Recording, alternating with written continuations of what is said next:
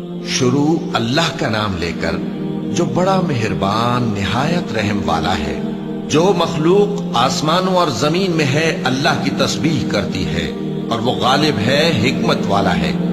آسمانوں اور زمین کی بادشاہی اسی کی ہے، وہی زندگی دیتا ہے اور وہی موت دیتا ہے، اور وہ ہر چیز پر قادر ہے۔ وہی اول اور وہی آخر، اور اپنی قدرتوں سے سب پر ظاہر اور پھر بھی پوشیدہ ہے، اور وہ ہر چیز کا خوب جاننے والا ہے۔ وہی ہے جس نے آسمانوں اور زمین کو 6 دن میں پیدا کیا، پھر عرش پر جلوہ افروز ہوا۔ جو چیز زمین میں داخل ہوتی اور جو اس سے نکلتی ہے، اور جو آسمان سے اترتی اور جو اس میں چڑھتی ہے، سب اس کو معلوم ہے۔ اور تم جہاں کہیں بھی ہو وہ تمہارے ساتھ ہوتا ہے، اور جو کچھ تم کرتے ہو اللہ اس کو دیکھ رہا ہے۔ آسمانوں اور زمین کی بادشاہی اسی کی ہے، اور سب معاملات اسی کی طرف رجوع ہوتے ہیں۔ وہی رات کو دن میں داخل کرتا اور دن کو رات میں داخل کرتا ہے، اور وہ دلوں کے بھیدوں تک سے واقف ہے۔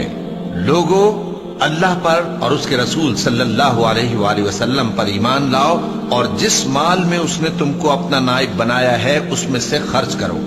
اب جو لوگ تم میں سے ایمان لائے اور مال خرچ کرتے رہے ان کے لیے بڑا ثواب ہے۔ اور تم کیسے لوگ ہو کہ اللہ پر ایمان نہیں لاتے، حالانکہ اس کے پیغمبر صلی اللہ علیہ وآلہ وسلم تمہیں بلا رہے ہیں کہ اپنے پروردگار پر ایمان لاؤ، اور اگر تم کو یقین ہو تو وہ تم سے اس کا عہد بھی لے چکا ہے۔ وہی تو ہے جو اپنے بندے پر واضح آیتیں نازل فرماتا ہے تاکہ تم کو اندھیروں سے نکال کر روشنی میں لائے۔ بے شک اللہ تم پر نہایت شفقت کرنے والا ہے، مہربان ہے۔ اور تم کو کیا ہوا ہے کہ اللہ کے راستے میں خرچ نہیں کرتے، حالانکہ آسمانوں اور زمین کی وراثت اللہ ہی کی ہے۔ جس شخص نے تم میں سے فتح مکہ سے پہلے خرچ کیا اور جنگ کی، وہ اور جس نے یہ کام بعد میں کیے وہ برابر نہیں۔ ان کا درجہ ان لوگوں سے کہیں بڑھ کر ہے جنہوں نے بعد میں مال خرچ کیے اور کفار سے جنگ کی، اور اللہ نے سب سے ہی ثواب نیک کا وعدہ کیا ہے، اور جو کام تم کرتے ہو اللہ ان سے واقف ہے۔ کون ہے جو اللہ کو نیک نیتی سے قرض دے تو وہ اس کو کئی گنا ادا کرے گا، اور اس کے لیے عزت کا صلہ یعنی جنت ہے۔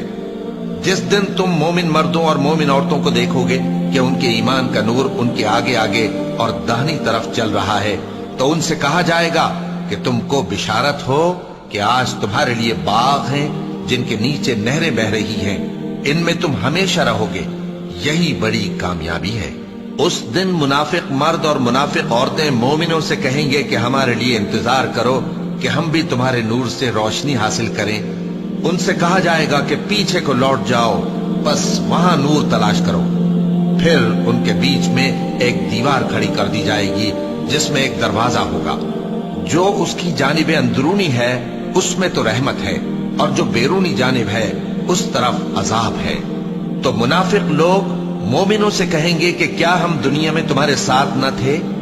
وہ کہیں گے کیوں نہیں تھے، لیکن تم نے خود اپنے آپ کو بلا میں ڈالا اور ہمارے لیے گردش زمانہ کے منتظر رہے، اور اسلام میں شک کیا، اور فضول آرزو نے تم کو دھوکے میں ڈالے رکھا، یہاں تک کہ اللہ کا حکم آ پہنچا، اور اللہ کے بارے میں تم کو وہ شیطان بڑا فریب دیتا رہا۔ تو آج تم سے کوئی معاوضہ نہیں لیا جائے گا، اور نہ کافروں ہی سے قبول کیا جائے گا۔ تم سب کا ٹھکانہ دوزخ ہے کہ وہی تمہارے لائق ہے، اور وہ بری جگہ ہے۔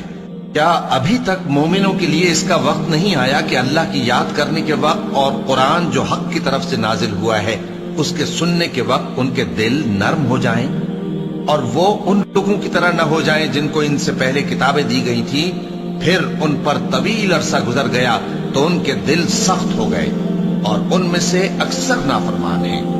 جان رکھو کہ اللہ ہی زمین کو اس کے مرنے کے بعد زندہ کرتا ہے۔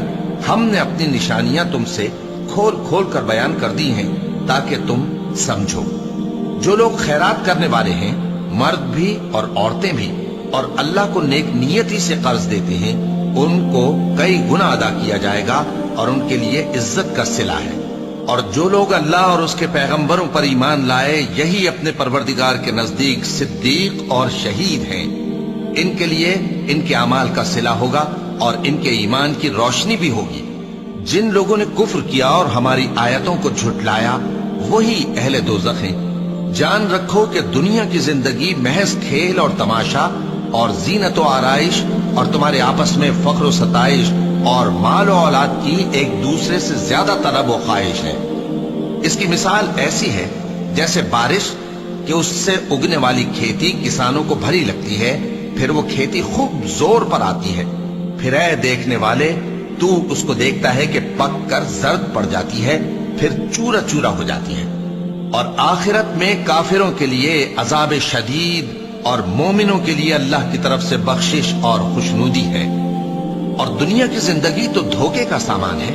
बंदो, अपने परवरदिगार की बख्शिश की तरफ और जन्नत की तरफ लपको, जिसका अर्ज आसमान और जमीन के अर्ज का सा है, और वो उन लोगों के लिए तैयार की गई है जो अल्लाह पर और उसके पैगंबरों पर ईमान लाए हैं।